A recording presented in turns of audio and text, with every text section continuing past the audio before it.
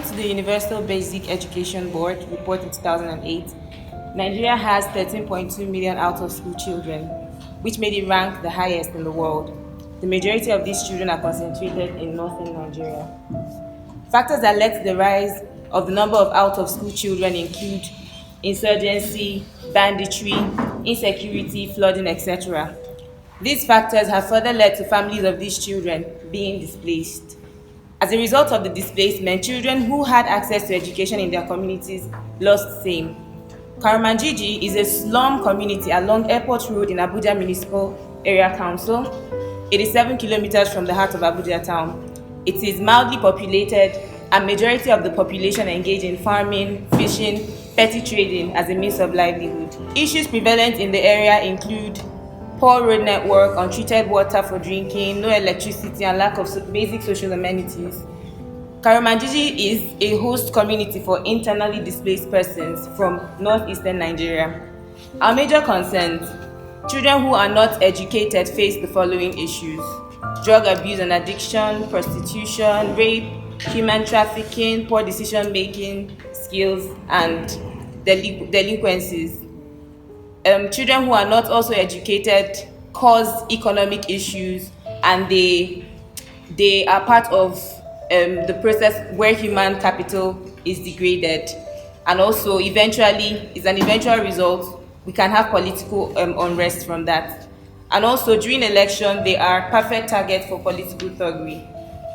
Efforts that have been made so far: the government, CSOs, institutions, and well-meaning citizens have made considerable efforts to curb the issue of inaccessibility of basic education for internally displaced children in the following ways: by providing schools within the IDP camps, by sponsoring children to attend nearby schools, by donation of school materials, training of peer educators within the camp, and school feeding programs.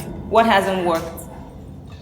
There's lack of continuity of the intervention programs, some funds are misappropriated, population expansion and the facility is not enough, unwillingness of the students, of the children themselves to attend schools, and lack of accessible schools to some IDPs.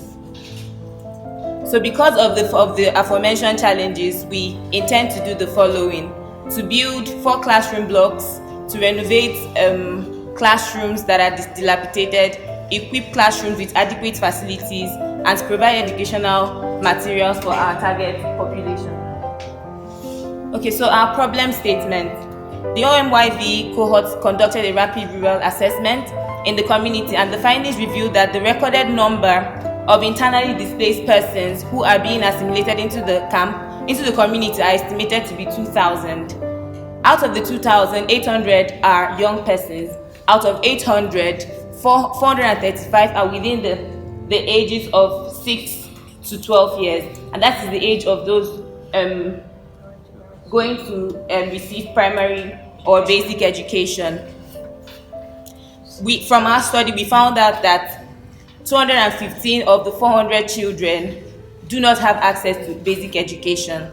To meet the basic education needs of these displaced children in the community, we already said that before, there's an existing one block classroom that accommodates only 185 out of the 400 children that are in the camp, that are eligible in the community, that are eligible for basic education. In addition to that, there's also a school in the nearby community in Gongola, but because of the distance and it's a private school, because of the distance and the cost of school fees, they are not able to access it. Furthermore, flowing from that, what they now do in order to make ends meet for the parents and the families, they engage these children in income generated activities, and there are so many effects that can have. It can include loss of life, molestation, child trafficking, etc. Our goal is to improve educational condition of internally displaced persons in Abuja. Our objective is to improve the access to primary school education for 200 internally displaced children in Karamanjiji community by 2019.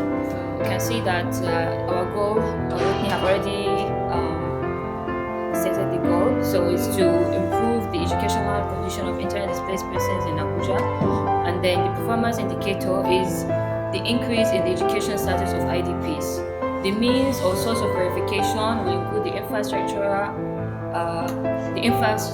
constructed, and also enrollment register. The objective is to improve access to primary school education for 200 internally displaced children in Majiji community. So the performance indicator is 50% increased enrollment of internally displaced children into school by 2019. And the means or source of verification is the attendance register and head count. While the critical assumption is high interest for schooling among IDP children in the community. So the intermediate results include first, adequate learning infrastructure present, which is the 4 classes that we intend to build. And then for the indicator is the report of activity and pictures.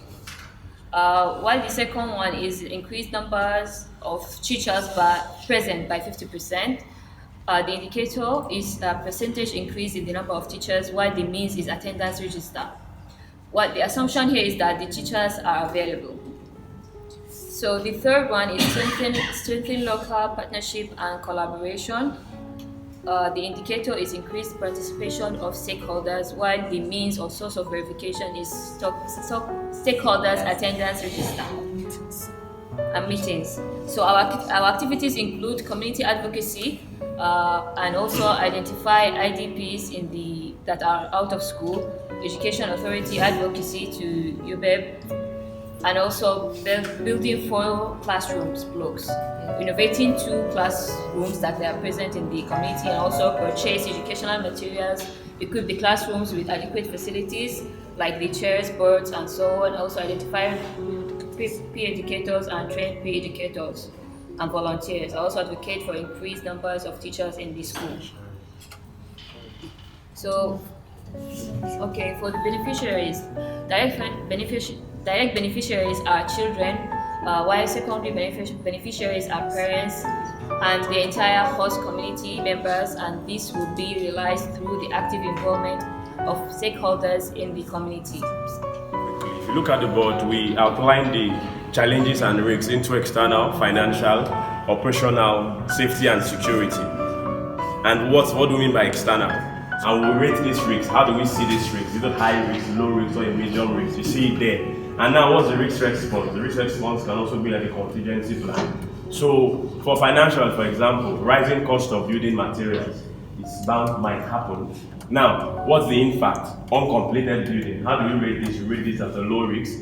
And what do we do to this? Creating a supplementary budget and communicating all challenges with the donor.